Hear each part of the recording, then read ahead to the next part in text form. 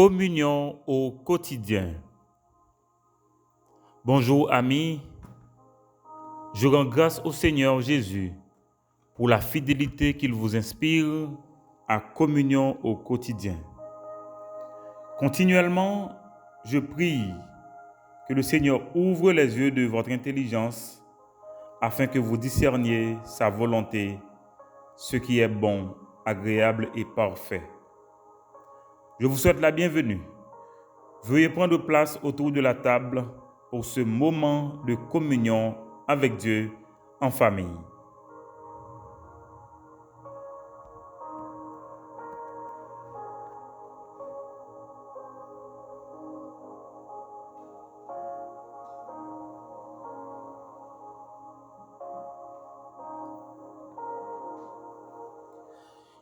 Hier, nous avons regardé ensemble comment l'Église, les croyants, c'est un projet que bon Dieu lui-même lui fait et que lui implanté le jour de la Pentecôte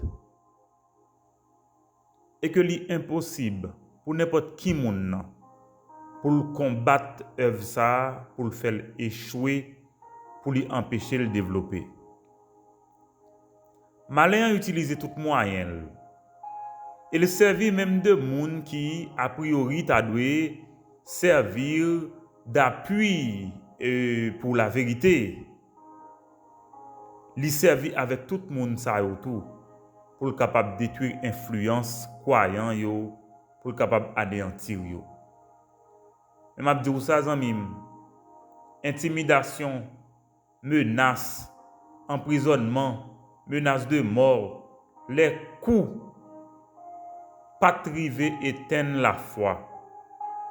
Car la parole de Dieu nous dit que la victoire qui triomphe du monde, c'est notre foi. La providence de Dieu ne fait jamais défaut. L'évidence des prodiges sous la puissance du Saint-Esprit en faveur des apôtres. Un ange de Dieu est venu porter secours aux apôtres.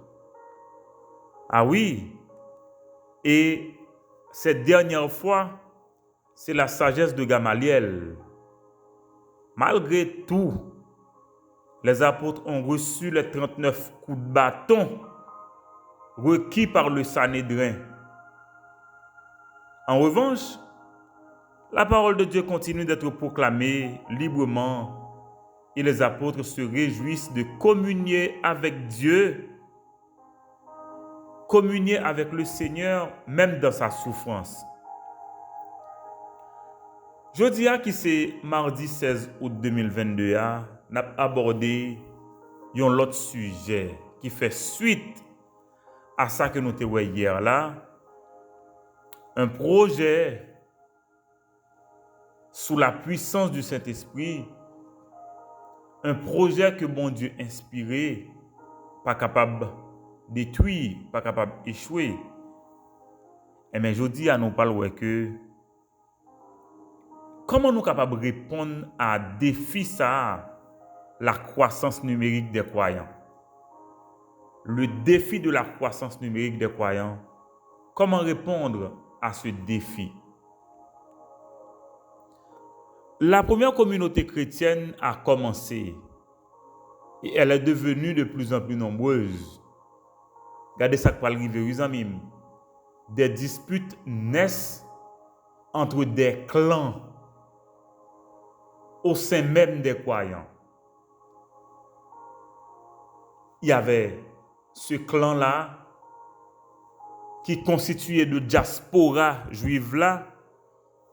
Il y aurait les hellénistes et avec un autre groupe qui fait partie de clans qui liés à Jérusalem notamment, eh bien, il y a une difficulté entre eux.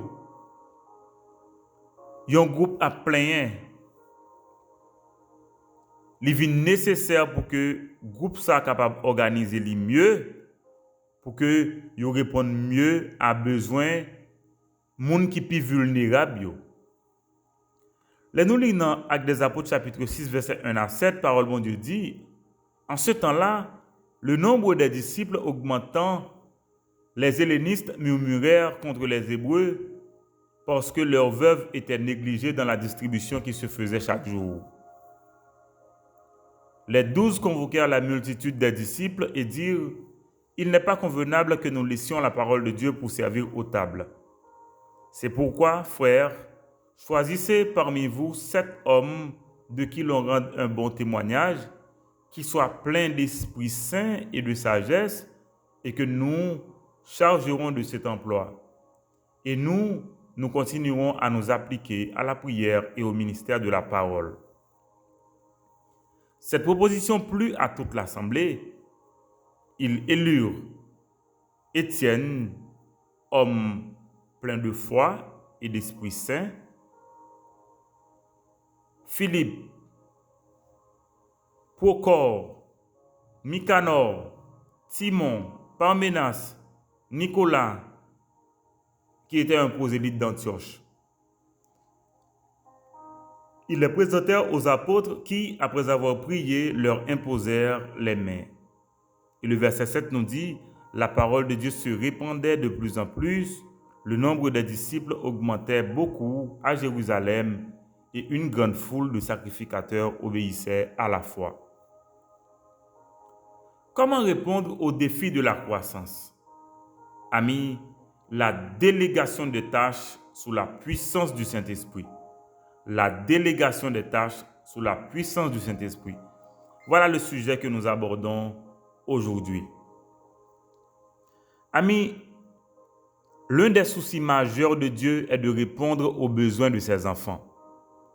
C'est pourquoi la parole de Dieu nous dit: « Ne vous inquiétez de rien, mais en toute chose, faites connaître vos besoins à Dieu. » La parole de Dieu nous dit que l'Éternel est notre souverain berger qui prend soin de nous jusque dans les moindres détails. Le psaume 23, le verset 1er nous dit: « L'Éternel est mon berger, je ne manquerai de rien. » Dès que la parole de Dieu est prêchée sous la puissance du Saint-Esprit et librement, le résultat est visible. D'une part, l'unité des croyants, d'autre part, les signes miraculeux et enfin, la croissance numérique. C'est la croissance de l'Église à tous égards, tant du point de vue qualitatif que quantitatif. Et bien, dans le passage ça, nous parlons d'abord comment disciples non blancs augmentés. Nous parlons comment il y a un groupe qui sont marginalisés et qui parlait de ça. Et puis apôtres, comment ils répondent à des défis ça.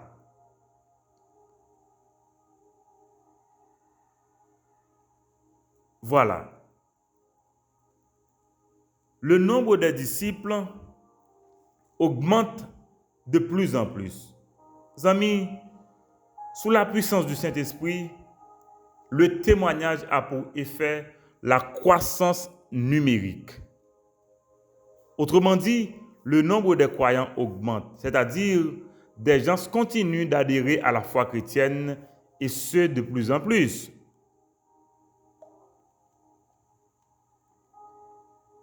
Le travail du croyant est simple, ami. Témoigner sous la puissance du Saint-Esprit. Jésus a dit aux disciples: « Vous recevrez une puissance, le Saint-Esprit survenant sur vous, et vous serez mes témoins partout. » Ailleurs, il est dit: « Allez, faites de toutes les nations des disciples, les baptisant au nom du Père, du Fils et du Saint-Esprit. Et voici, je suis avec vous tous les jours jusqu'à la fin du monde. » Voilà une garantie du témoignage sous la puissance du Saint-Esprit. Le Seigneur Jésus est avec nous.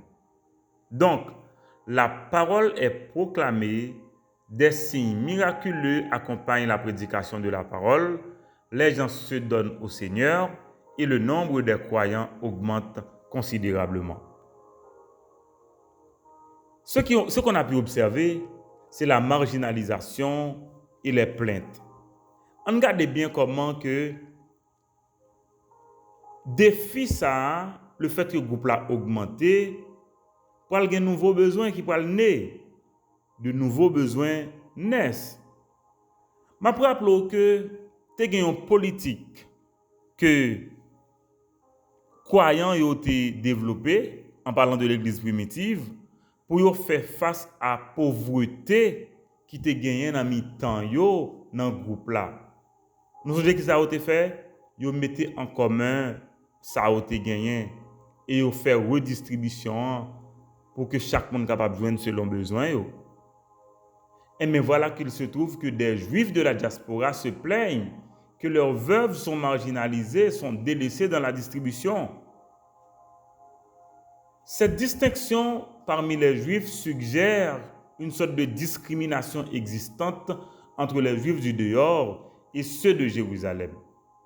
Étrangement, amis, passage ça fait me penser à configuration pays nous avec Port-au-Prince qui consommait en général tout l'État pendant que vous quittez miette pour région yo, ça qui parle de naissance à des mouvements migratoires vers Port-au-Prince pour laisser zones marginalisées yo, et comme conséquence bidonvillisation, gangstérisation, promiscuité, mendicité et tout autre.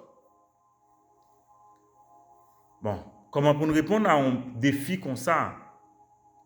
D'abord, apôtre répond par l'organisation, par la structuration. Donc, nouveau défi, nouvelle stratégie. Nouveau défi, nouvelle stratégie. Amis, là où il y a des hommes, il y a des femmes. Autrement dit, là où il y a vie, il y a aussi des besoins, il y a aussi des défis. Aussi, y a-t-il besoin de l'organisation, de la structuration pour faire face aux nouvelles réalités de manière dynamique. En gestion gouvernementale, nous relaissons ça politique publique pour qu'on analyse les besoins, ensuite ou déterminer voies et moyens, enfin pour aboutir comme si pour capable arriver à relever des défis ça yo dans un temps qui planifié. Apotio qui ça obligé faire, yo relé multitude là, yo relé disciples pour évaluer situation, pour classer priorité yo, pour établir structure qui capable répondre à besoins immédiats ça. Par contre sous là avec mes amis, son bagage extraordinaire qui fait là. Depuis que l'église commencé, apôtre te gen intelligence ça, son bagage intéressant. Regardez bien.